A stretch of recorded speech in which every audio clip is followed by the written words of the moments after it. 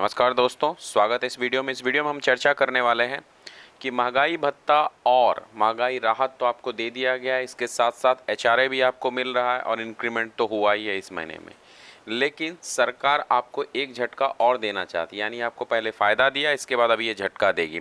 बहुत कई सालों से कि पिछले कुछ सालों से यह बात चल रही है कि मिनिमम बेसिक सैलरी को बढ़ाया जाए।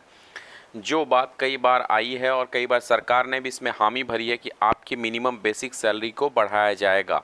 लेकिन विपक्ष के एक सवाल पे कि क्या सरकार महंगाई भत्ता और महंगाई राहत के बाद केंद्रीय कर्मचारी की बेसिक सैलरी में इजाफा यानी वृद्धि करने वाली है, उसके जवाब में केंद्रीय वित्त राज्य मंत्री श्री पंकज चौधरी जी ने कहा है कि उनका ऐसा कोई इरादा नहीं है, ना ही वो किसी बेसिक पे में बदलाव करने वाली। जो नॉर्मली 2.57 के फिटमेंट फैक्टर के हिसाब से बेसिक सैलरी है, सेवेंथ पे कमीशन के हिसाब से वही वर्क करेगी और वही बेसिक सैलरी रहने की बात है।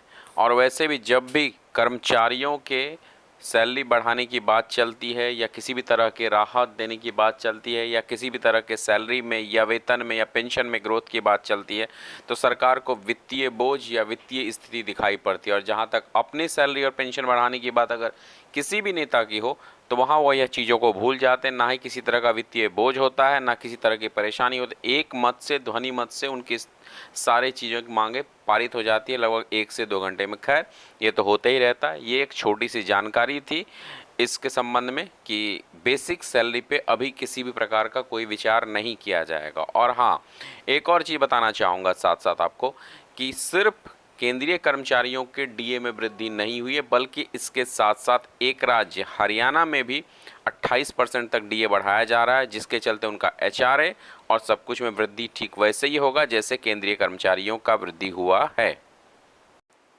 एक तरफ जहां कई राज्यों में 6th पे कमीशन ही वर्क कर रहा है, वहां पे हरियाणा में 28% का डीए और इसके साथ सभी एचआरए और सभी फिटमेंट स्लैब जो है लागू हो जाएंगे। ये एक अच्छी खबर है सरकारी कर्मचारियों के लिए, चाहे वो किसी भी स्टेट के हो, ना कि बल्कि सिर्फ केंद्रीय कर्मचारी हो।